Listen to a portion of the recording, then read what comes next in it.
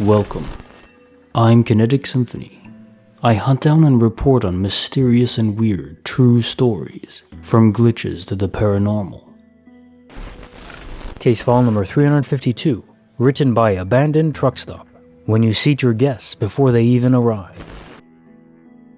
When I was in college, I worked at a sports bar/restaurant in Colorado. Before I was able to become a waitress, I had to be a hostess for a month. One Saturday, we got pretty busy because there was a local baseball game happening. I was seating people pretty frequently throughout the afternoon. Toward the end of the lunch rush, a couple came into the restaurant. I remember commenting on the woman's large turquoise necklace, telling her how pretty it was as I showed them to a table on the back patio, having some useless and polite conversation with them the whole time. I went and got both of them waters and brought them to the table, told them their server would be with them shortly, then returned to the host stand. 5 minutes later, the same couple walked into the restaurant and towards the host stand. I was very confused and asked if they needed to be reseated. The lady looked at me, seemingly just as confused as I was, and I noticed her large turquoise necklace again. The man said, "2 please," and I instinctively grabbed 2 menus and told them to follow me, thinking someone was playing a joke on me. I turned the corner to get a view out to the back patio, where I sat the couple originally, and saw that the table was empty. Per the couple's request to sit outside again, I led them to the patio and noticed 2 waters and 2 menus sitting on the table already. I didn't know what to do, so I picked everything up and told them I would get them some new waters. I made my way to the bar to get waters, and the waitress from the back patio section came up and asked if I was okay. She said that 5 minutes earlier, she saw me walk to the patio holding 2 menus as if I was seating people, but there was nobody there. Then I came back with the waters and put them down as if I was talking to people, but the seats were still empty. She said she was on her way to come check on me because she and other guests on the back porch were concerned about what I was doing, talking to nobody. I asked if there were people there now, and she looked confused and said, yes. So, from what I can gather, I saw, talked to, and sat these 2 people before they actually came into the restaurant. I have no explanation for this, and I'm wondering if anyone else has ever had an experience like this. Case file number 353, written by AtlasCrosby, to witness your certain death, only you didn't die when you were supposed to. I've been a firefighter just shy of 10 years now. One night, a few years back, we got a call about a power line being down across a road. As a firefighter, we can't do anything about it. That's the power company's job. We can, however, divert traffic away from it. So we park the truck in front of the down line, and 2 of our other guys take their personal vehicles up the hill to block traffic. It's nighttime, so we have hazards on and emergency lights on our vehicles. I'm leaning up against one of my buddy's trucks, and I'm signaling to oncoming traffic with a flashlight. When they get to me, I tell them about the line and send them down a road just a little before the stop to get around it. The other 2 guys are on the opposite side of the truck, talking and waving a flashlight at the next vehicle approaching. This is a 3-lane road. I'm in the far left lane, with traffic coming towards me. It's kind of hard to determine speed when the vehicle is coming straight at you with headlights on. I'm flashing the driver, and it wasn't until about 10 yards away that I heard his engine accelerating. All I could get out of my mouth was, "He isn't stopping!" And then I watched a truck slam into my friend's truck from the other side of the road. I have no idea how I got there. All I know is I was seconds away from being hit head on. Then I watched the truck hit exactly where I was standing.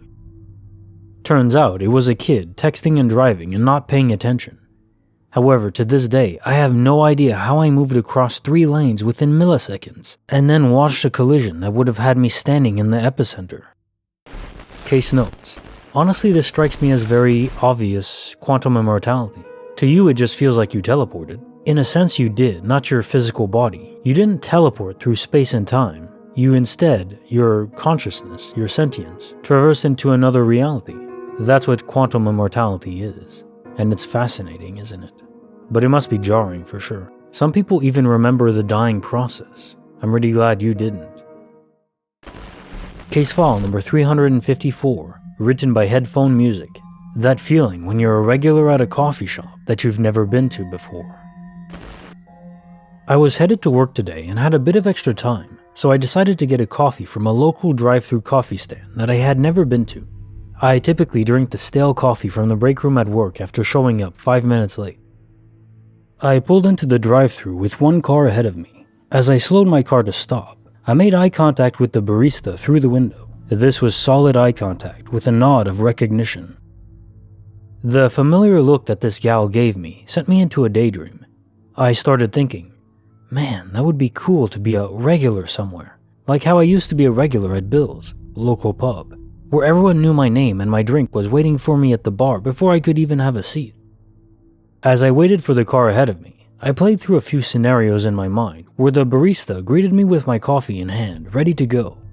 I snapped back to reality as I saw the barista hand coffee to the folks in front of me and they began to drive away.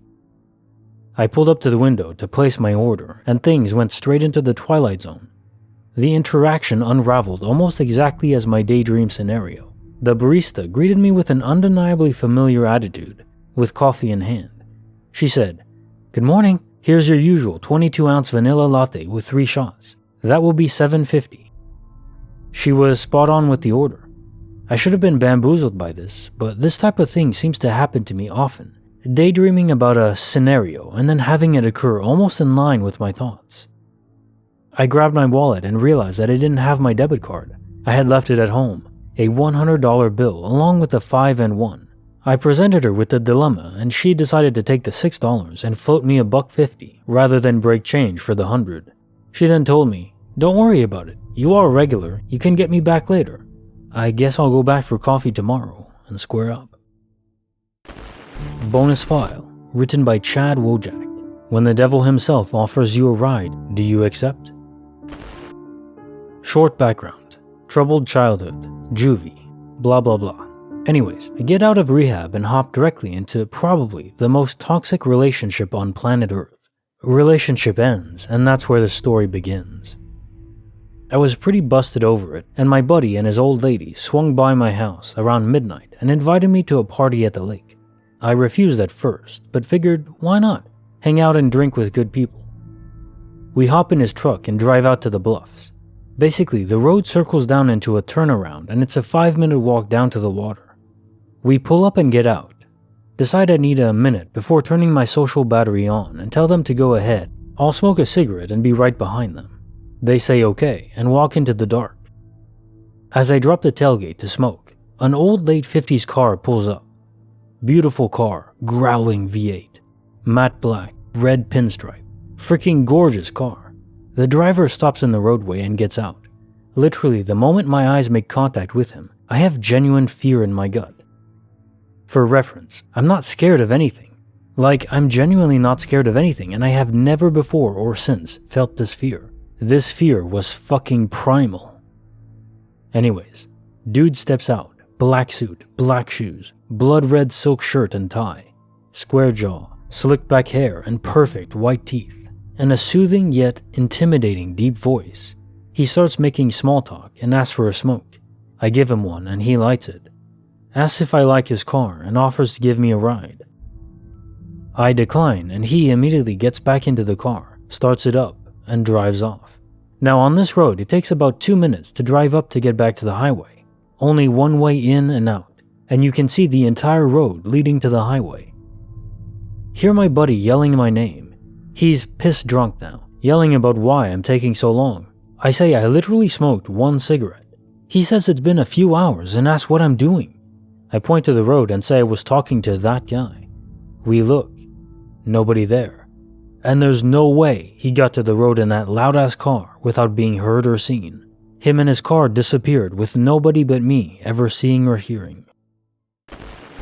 Case file number 355, written by I Am Almost Sane.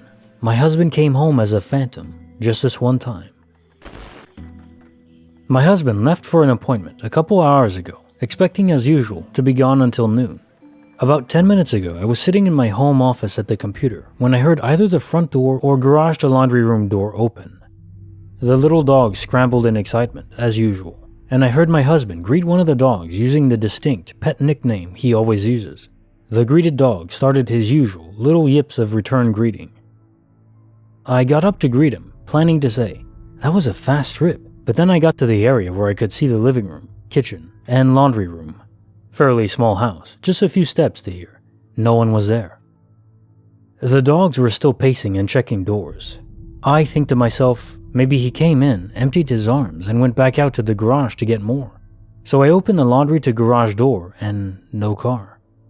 Confused, I think maybe he parked in the driveway, and I heard the front door. The front door is still locked. Dogs looked confused and following me around as I checked the rest of the house. No husband. So I called him. He's still an hour away and not done with errands. Phantom husband. I heard it. The dogs heard it. Now I need a drink.